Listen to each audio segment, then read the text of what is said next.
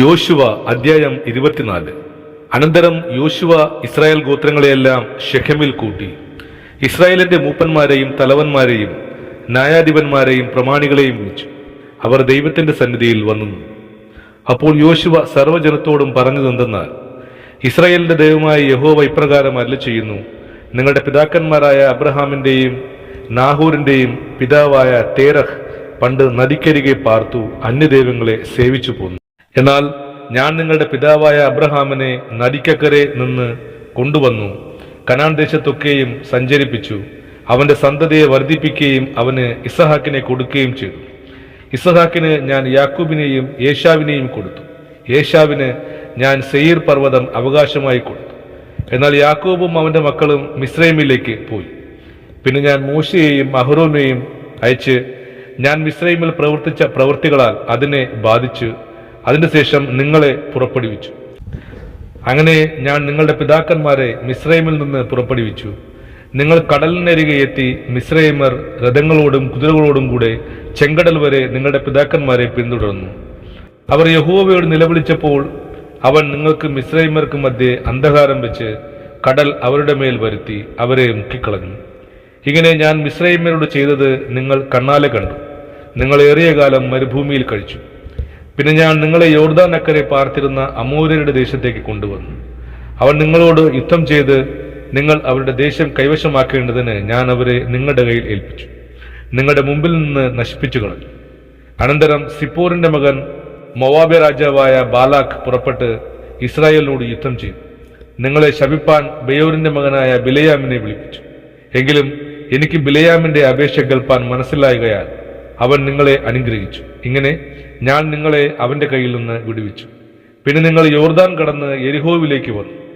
യെരിഹോ നിവാസികൾ അമോര്യർ, പെരീസ്യർ, കനാന്യർ, ഹിത്യർ, ഗിർഗസ്യർ, ഹിവ്യർ, യെബൂസ്യർ എന്നിവർ നിങ്ങളോട് യുദ്ധം ചെയ്തു.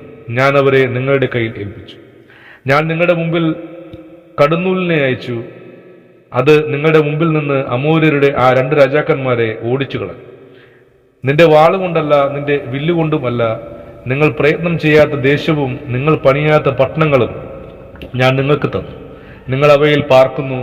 നിങ്ങൾ നട്ടിട്ടില്ലാത്ത മുന്തിരിത്തോട്ടങ്ങളും ഒലിവുതോട്ടങ്ങളും നിങ്ങൾക്ക് അനുഭവമായിരിക്കുന്നു. ആകയാൽ നിങ്ങൾ യഹോവയെ ഭയപ്പെട്ട് അവനെ പരമാർത്ഥതയോടും വിശ്വസ്തയോടും കൂടി സേവിപ്പിൻ. നിങ്ങളുടെ പിതാക്കന്മാർ നദിക്കക്കരെയും മിസ്രൈമിലും വെച്ച് സേവിച്ച ദേവന്മാരെ ഉപേക്ഷിക്കുകയും യഹോവയെ തന്നെ സേവിക്കുകയും ചെയ്തു.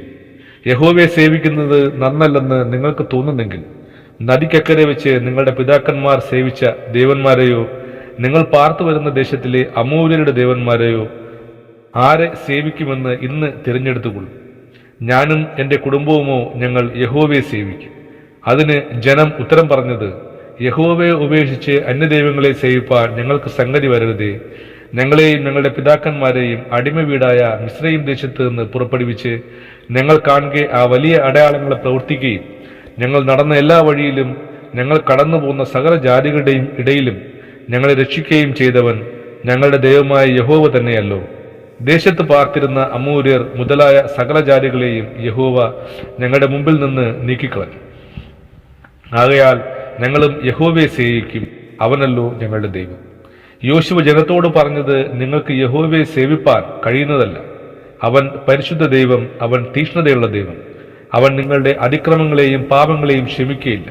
നിങ്ങൾ യഹോവയെ ഉപേക്ഷിച്ച് അന്യദൈവങ്ങളെ സേവിച്ചാൽ മുമ്പേ നിങ്ങൾക്ക് നന്മ ചെയ്തതുപോലെ അവൻ തിരിഞ്ഞ് നിങ്ങൾക്ക് തിന്മ ചെയ്ത് നിങ്ങളെ സംഹരിക്കും. ജനം യോശുവയോട്, അല്ല, ഞങ്ങൾ യഹോവയെ തന്നെ സേവിക്കും എന്ന് പറഞ്ഞു. യോശുവ ജനത്തോട്, യഹോവയെ സേവിക്കേണ്ടതിന് നിങ്ങൾ അവനെ തിരഞ്ഞെടുത്തിരിക്കുന്നു എന്നതിന് നിങ്ങൾ തന്നെ സാക്ഷികൾ എന്ന് പറഞ്ഞു. അതെ, ഞങ്ങൾ തന്നെ സാക്ഷികൾ എന്ന് അവൻ പറഞ്ഞു. ആകയാൽ ഇപ്പോൾ നിങ്ങളുടെ ഇടയിലുള്ള അന്യദൈവങ്ങളെ നീക്കിക്കളഞ്ഞ് ഇസ്രായേലിന്റെ ദൈവമായ യഹോവയിങ്കയിലേക്ക് നിങ്ങളുടെ ഹൃദയം ചായ്പിൻ എന്ന് അവൻ പറഞ്ഞു. ജനം യോശുവയോട്, ഞങ്ങളുടെ ദൈവമായ യഹോവയെ ഞങ്ങൾ സേവിക്കും, അവന്റെ വാക്ക് ഞങ്ങൾ അനുസരിക്കും എന്ന് പറഞ്ഞു. അങ്ങനെ യോശുവ അന്ന് ജനവുമായി ഒരു നിയമം ചെയ്തു. അവർക്ക് ശെഖേമിൽ വെച്ച് ഒരു ചട്ടവും പ്രമാണവും നിശ്ചയിച്ചു.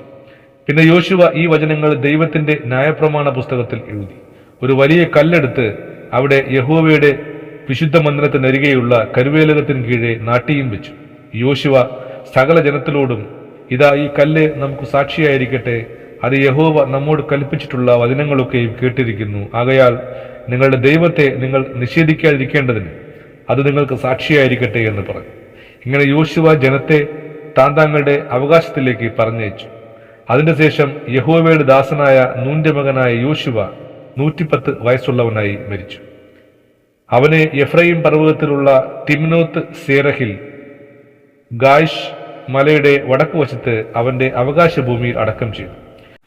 യോശുവയുടെ കാലത്തൊക്കെയും യോശുവ കഴിഞ്ഞിട്ട് ജീവിച്ചിരുന്നവരായി യഹോവ ഇസ്രായേലിന് വേണ്ടി ചെയ്തിട്ടുള്ള സകല പ്രവൃത്തികളും അറിഞ്ഞവരായ മൂപ്പന്മാരുടെ കാലത്തൊക്കെയും ഇസ്രായേൽ യഹോവയെ സേവിച്ചു. ഇസ്രായേൽ മക്കൾ മിസ്രൈമിൽ നിന്ന് കൊണ്ടുപോന്ന യോസേഫിന്റെ അസ്ഥികളെ അവർ ഷെഖെമിൽ യാക്കോബ് ഷെഖെമിന്റെ അപ്പനായ ഹാമോറിന്റെ മക്കളോട് 100 വെള്ളിക്കാശിന് വാങ്ങിയിരുന്ന നിലത്ത് അടക്കം ചെയ്തു. അത് യോസേഫിന്റെ മക്കൾക്ക് അവകാശമായി തീർന്നു. അഹ്റോന്റെ മകൻ എലയാസറും മരിച്ചു. അവനെ അവന്റെ മകനായ ഫിനെഹാസിന് എഫ്രൈം പർവ്വതത്തിൽ കൊടുത്തിരുന്ന കുന്നിൽ അടക്കം ചെയ്തു. ആമേൻ.